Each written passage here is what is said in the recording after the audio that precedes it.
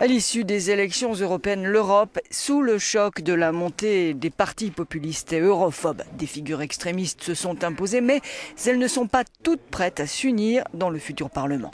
Le séisme le plus fort a eu lieu en France, où le Front National de Marine Le Pen est arrivé en tête. Le FN qui entend s'allier, notamment avec le FPE, le parti d'extrême droite autrichien, qui a lui aussi fait une forte poussée, en commun un rejet net de Bruxelles.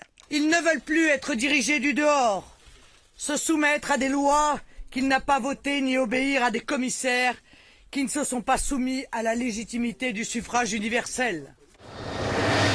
Pas question de s'allier au Front National, en revanche, pour le UKIP en Angleterre. Son dirigeant, le populiste Nigel Farage, est apparu triomphant, fort de plus de 27% des suffrages.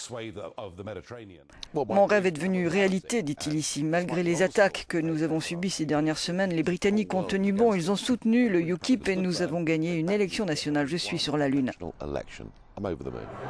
Mais même dans les pays les moins touchés par la crise, les extrêmes remportent des victoires. Ainsi, au Danemark, le Parti populaire, une formation anti-immigration, est arrivé en tête avec 26,7% des voix. Ce parti garde ses distances toutefois avec le FN français, qui l'accuse d'être antisémite et hostile aux homosexuels, et rejette aussi toute alliance avec lui. En Grèce, l'extrême droite sort également renforcée avec Aube dorée.